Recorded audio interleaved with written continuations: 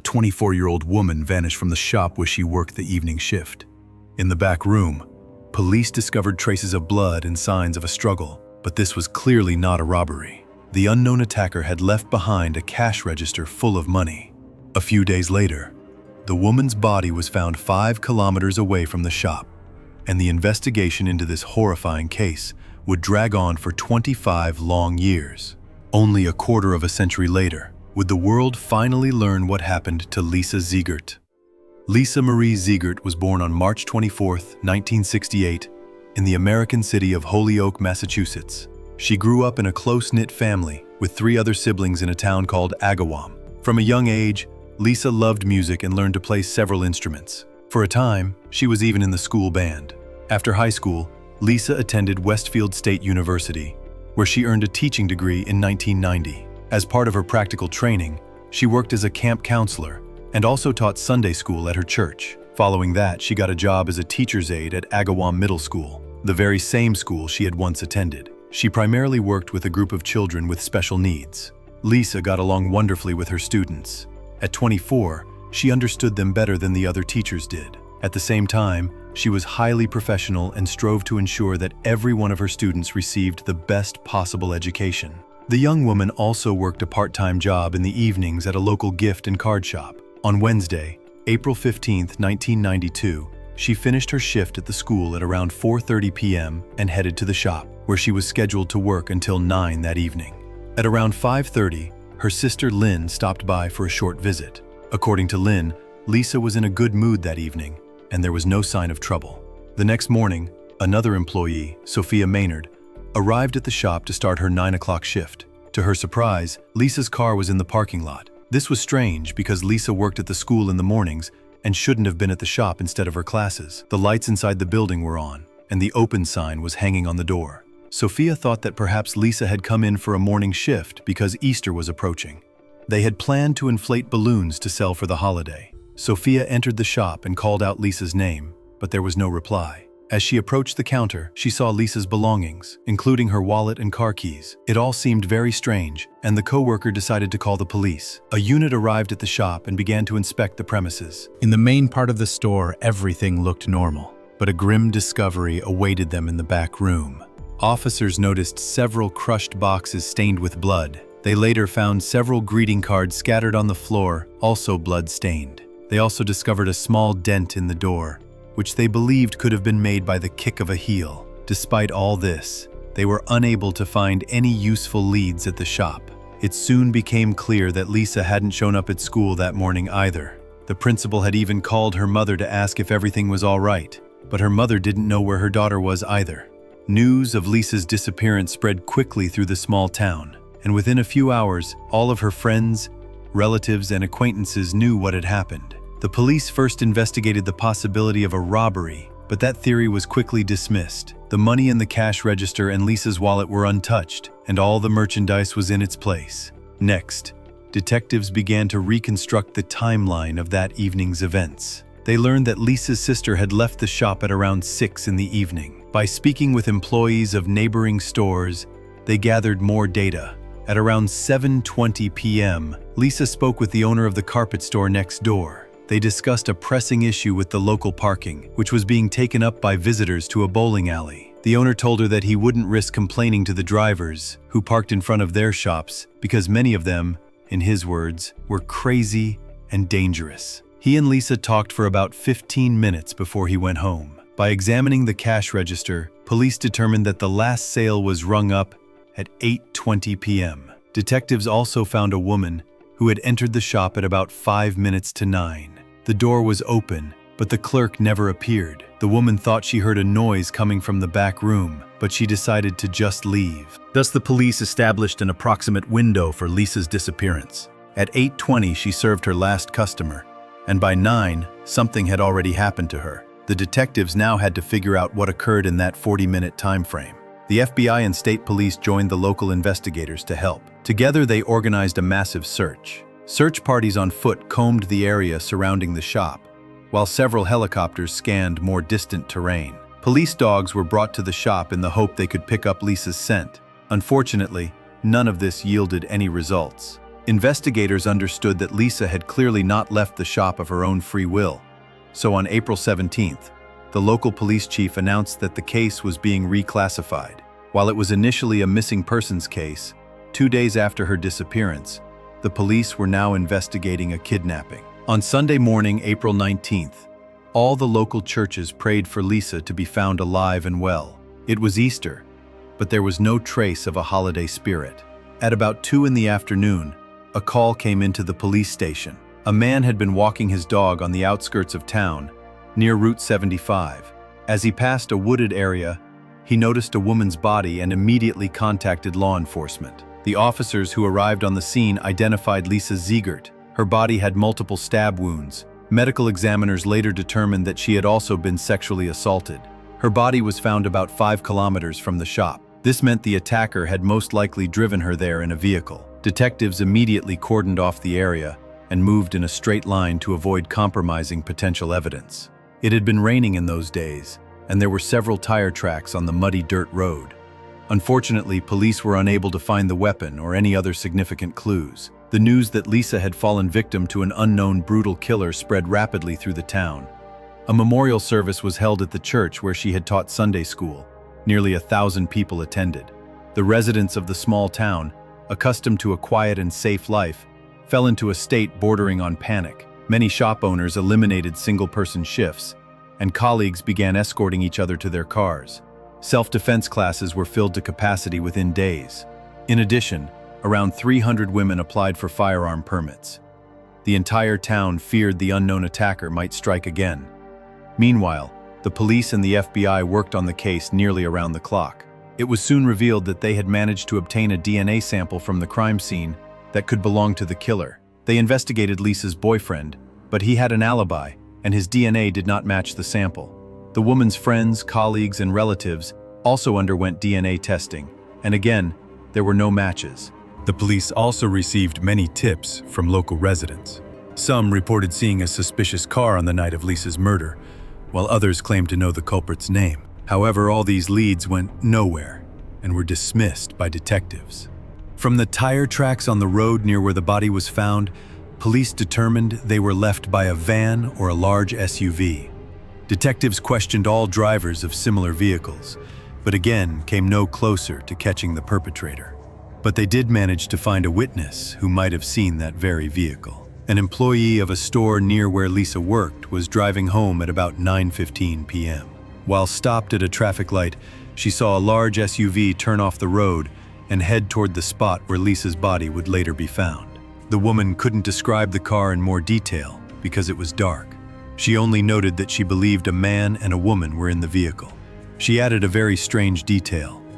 As the car turned onto the dirt road, the woman's head was jerking in an unnatural way, as if she were asleep or unconscious.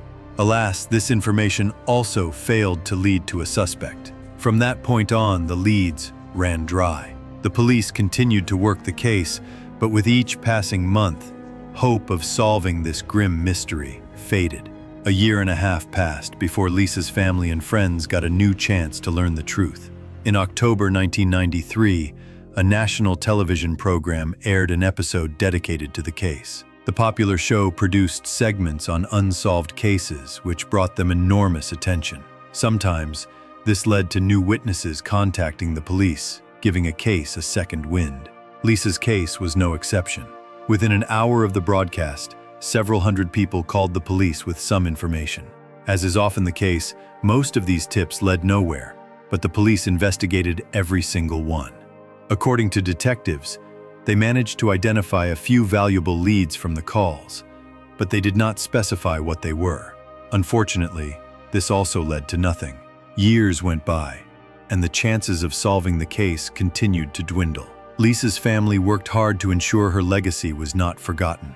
Even though her teaching career was cut short at the very beginning, Lisa's relatives made a significant contribution to the Agawam education system. In 1995, her parents donated $11,000 to the science department of the school where Lisa had worked. These funds were used to purchase equipment and support genetics classes. The parents also established a fund to help gifted students, which awarded grants totaling about $35,000. 10 years had passed since Lisa's murder. Her mother never lost hope that the case would one day be solved. She made great efforts to keep her daughter's memory alive. The mother participated in any interview, answered journalists' questions, and gathered hundreds of people every year to honor Lisa's memory and light candles. Meanwhile, the police had only one significant piece of evidence: the DNA sample of the presumed killer. They continued to check it against databases of known criminals, hoping that their person of interest would sooner or later end up there. But year after year, it didn't happen. In September 2016, 24 years after Lisa's murder, investigators decided to try a new method: DNA phenotyping, and how it helps solve complex cases. The essence of it is this: based on the information encoded in a person's DNA, specialists can determine their physical traits and construct a composite sketch. Currently, from DNA, specialists can determine sex, approximate age, and skin, eye, and hair color. A portrait generated from this data isn't always exact, but sometimes the resemblance to the real person's face is simply astonishing. Based on the DNA of Lisa's presumed killer, experts produced 2 portraits of the suspect at ages 25 and 50. When the police department published these portraits, they received over 170 calls. These people reported seeing a similar-looking person, but most of these tips also led nowhere. And then, just 1 year later, on September 18, 2017, the police suddenly made a major announcement. The perpetrator had been arrested. He turned out to be a 49-year-old man named Gary Shara. This news instantly spread across all American media. Cases where police find a killer a quarter of a century later are very rare, so such stories immediately attract massive public attention. Right after Shara's arrest, investigators revealed how they finally tracked him down. It turned out that the man had been considered a suspect as far back as 1993, just a year after Lisa's murder. Remember that national television program that led to hundreds of potential tips flooding into the police station? One of those callers was a lawyer from Seattle. He told detectives that his client might have information about Lisa's murder. The client was a woman who was in the process of divorcing her husband. They lived in a town called Long Meadow, right next to Agawam. According to the woman, her husband showed an intense interest in the Lisa Ziegert case. Whenever the murder was mentioned on TV, he would run into the room and stare, motionless, at the screen, completely oblivious to anyone around him. As you've probably guessed, that man was Gary Shara. At the time, he was 24 years old. He was in a very troubled marriage and had a 1-year-old son. He and his wife argued constantly, and they had already started divorce proceedings shortly after their child was born. According to the police statement, they did look into Gary back in 1993, but found no confirming evidence. On the contrary, the source of the information, his ex-wife, raised doubts. She had a list of mental health disorders and a long history of alcohol abuse. Furthermore, during the divorce, Gary had won custody of their son, but his wife had secretly taken the child to another state. There's another important fact to add here. This was far from the first time that ex-wives or current wives had called the police, suggesting their husbands might be involved in Lisa's murder. There was a surprising number of such calls, so detectives considered Gary's case to be just another one of them. Despite this, they did question him, but the man denied any involvement and refused to provide a DNA sample. By law, no one could force him to give a sample, so the police essentially had no other options. Later, detectives compiled a list of all the men who had been questioned in the case and had refused to provide DNA. Gary was among them, and the police brought him in for questioning several more times. During the third interview in 2008, it was clear that Gary was trying not to touch anything, not even the table. They offered him a bottle of water, but he refused. It seemed as if he was only thinking about one thing: how to prevent the police from getting his DNA. By 2017, detectives had a list of 11 suspects, including Gary. All of them had been interrogated at various stages of the investigation and had refused to voluntarily submit to a DNA test. In reality, the list of suspects had been much longer, But thanks to DNA phenotyping, investigators were able to eliminate unsuitable candidates. They didn't match one or more of the characteristics that experts had identified from the DNA of Lisa's killer. In August of 2017, detectives gathered all the available information and went to a judge. They requested a warrant compelling everyone on the list to provide DNA samples, and the court agreed. On September 13th of that year, police went to Gary's apartment to notify him of this obligation. However, the man wasn't home. The door was opened by his roommate, with whom he shared the apartment. The detectives left their business card and asked him to pass the information to Gary urgently. The very next day, something unexpected happened. Gary's current girlfriend came to the police station and reported that he had left 3 letters at her apartment. To the investigators' surprise, among them was an apology to the Ziegert family and a detailed 2-page confession to Lisa's murder. Gary wrote that since childhood, cruel and uncontrollable desires had taken root inside him. He was obsessed with thoughts of abduction and torture. That evening, driving past Lisa, Gary, as he phrased it in the letter, allowed himself to do something horrible. The man specified that he hadn't planned to kill Lisa, but that events had supposedly spiraled out of his control. Gary wrote that he had wanted to turn himself in hundreds of times, but couldn't do it out of cowardice. He claimed that he had lived all those years with a deep self-loathing. At the end of the letter, he stated his intention to end his own life. The police immediately began searching for Gary. Soon his car was spotted in the parking lot of a hospital in Stafford Springs. There was another suicide note on the windshield. It turned out the man had swallowed a handful of powerful drugs, but then immediately got in his car and raced to the nearest hospital, where doctors managed to save him. As soon as the doctors were finished with him, police arrested Gary and took him to the station. Simultaneously, a judge issued a search warrant for his apartment, as well as his girlfriend's. There, police seized several items containing his DNA. The result of the analysis surprised no one. It was a perfect match to the killer's sample. At the same time, detectives uncovered several other potentially significant leads. Gary's ex-wife, who had reported her suspicions back in '93, had passed away in 2014. However, investigators managed to find documents drawn up by her lawyer, where she revealed many horrifying details. On one occasion, Gary had told her flat out that he couldn't be intimate with her unless he was holding a knife. The day after Lisa's murder, the woman had called her sister and told her that Gary had come home late at night, was extremely agitated, and his body was covered in scratches. He had also given his wife a music box, saying he bought it at the very same shop where Lisa worked. The only problem was, according to Gary, the item had been sold to him by an elderly woman with gray hair. In reality, no such employee had ever worked there. It's unclear why all these details weren't shared with the police back in '93, and now it's impossible to find out. While in custody, Gary suddenly declared his innocence and refused to confess to the crime. Most likely, he was driven by simple fear.